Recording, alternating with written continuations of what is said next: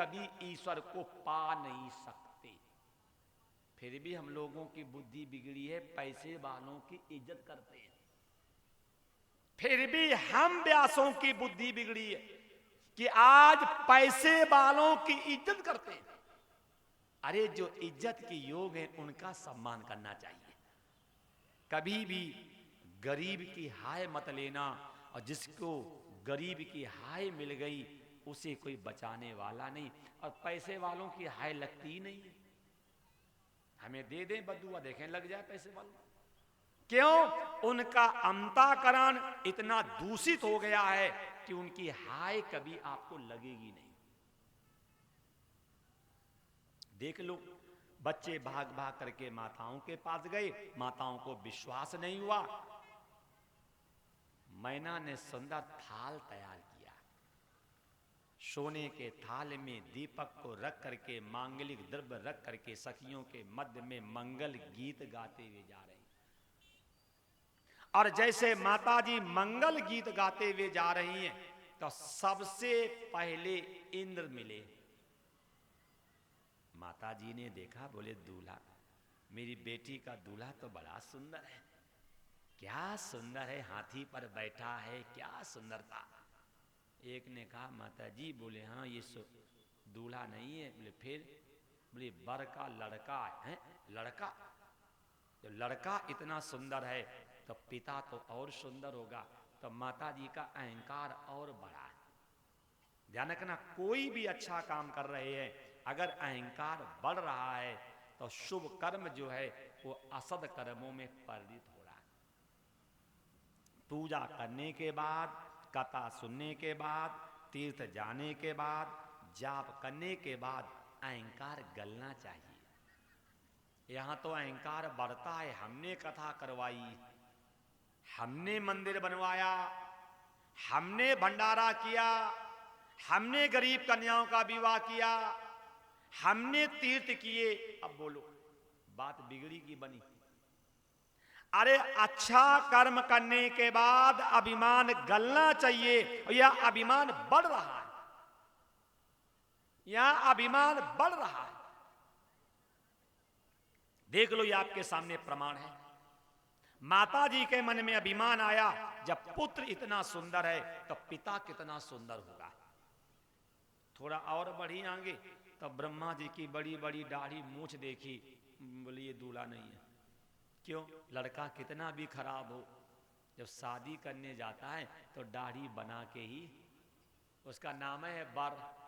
बर माने सास गाल पे हाथ रखे और हाथ अपने आप सरक जाए, उसी का नाम है बर।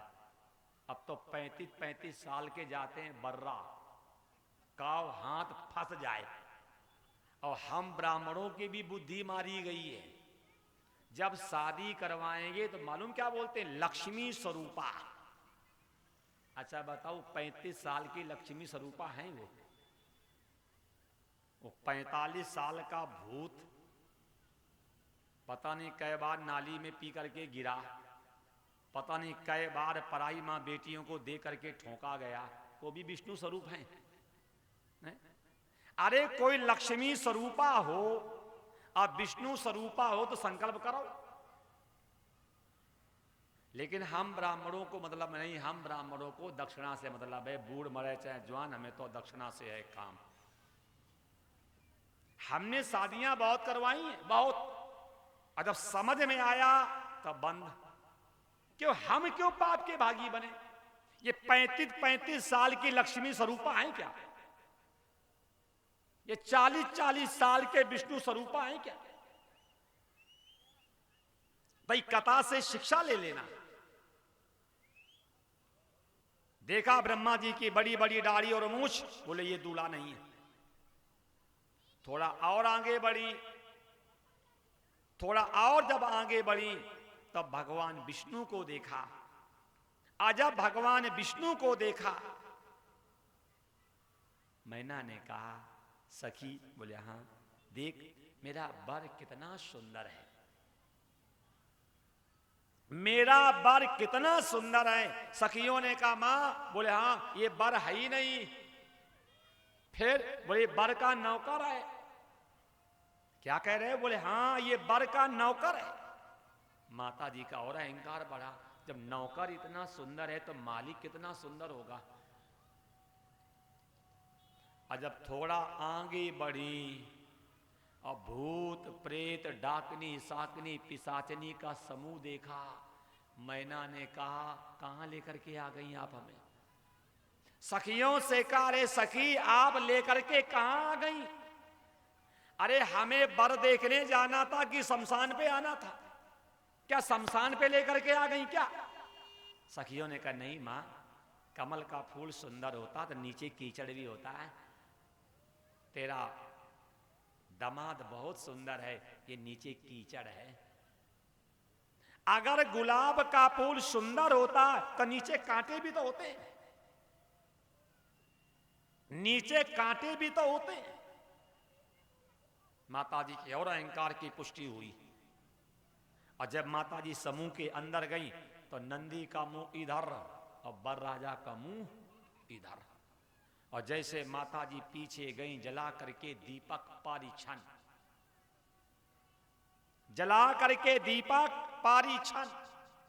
पहले परंपरा थी जब लड़का आता था तो सास दीपक लेकर के जाती थी और दीपक जला करके लड़का का आरता। लेकिन किन के लिए? पहले सास दामाद को देखती नहीं थी, तो उस समय परीक्षण करने के लिए शास्त्र कहता था जाके मालूम तो हो जाए कि दूल्हा है कैसा, मेरी बेटी के योग्य है कि नहीं मालूम तो हो जाए, इसलिए परीक्षण की व्यवस्था थी। लेकिन इस जमाने में खूब फेसबुक पे देखे जा रहे हैं, इंस्टाग्राम पे देखे जा रहे हैं, व्हाट्सएप पे देखे जा रहे हैं, हो सकता सीधे खड़े करके भी देखे जाएं, और फिर भी जब शादी में आएंगे फिर परीक्षण करने का आ जाते हैं हम लोग। मानोगे नहीं, हम कह देते मेरी आदत खराब है, क्योंकि हम लोग इतने ज्यादा रूढ़वादी हैं कि रूढ़वादिता छोड़ना हम हिंदुओं के बस का है नहीं। इतने ज्यादा रूढ़वादी हो गए हैं, इतने ज्यादा अंधविश्वासी हो गए हैं कि हम लोगों के बस का ये काम है नहीं। वो तो कोई ऐसा माई का लाल होगा जो अंधविश्वास रूढ़वादिता को छोड़ने की क्षमता हो। जैसे माताजी पीछे जा करके दीपक जला करके जैसे अपने दामाद का मुंह देखने लगी, और जैसे गरम गरम दीपक की लौ ऊपर गई और सर पे बैठे थे पहले से, और जैसे दीपक जला करके मुंह देखने के लिए थाल को ऊपर किया, और जैसे दीपक की लौ सर्प के ऊपर पहुंची तो एकदम फुंड जो फुंकार मारी दीपक बंद हो गया। और जैसे दीपक बंद हुआ तब माताजी गिर पड़ी। क्यों? बोले असगुन हो गया। देखो तो क्या अपनी संस्कृति है कि मरे लोगों को जगाने के लिए मोमबत्ती सुलगाते हैं और जिंदा लोगों को हैप्पी बर्थडे में मोमबत्ती फूंकते हैं। हो रहा नहीं हो रहा? वाह, क्या संस्कृति अपनी आ गई। ये जबकि सात कहता तमसो मां ज्योतिर्गमय, कि हे परमात्मा हमें अंधकार से प्रकाश की ओर ले चलो। वो आज ऐसी संस्कृति आई है कि प्रकाश से अंधकार की ओर जा रहे हैं। ये हैप्पी बर्थडे में मोमबत्ती जलाना, केक कटवाना, मोमबत्ती फुकवाना, ताली पीटना और वही केक जूठा खाना, ये संस्कृति क्या अच्छी है क्या? अपनी संस्कृति में दीपक जलता हुआ बुझना अशुभता का प्रतीक है। और आपकी संस्कृति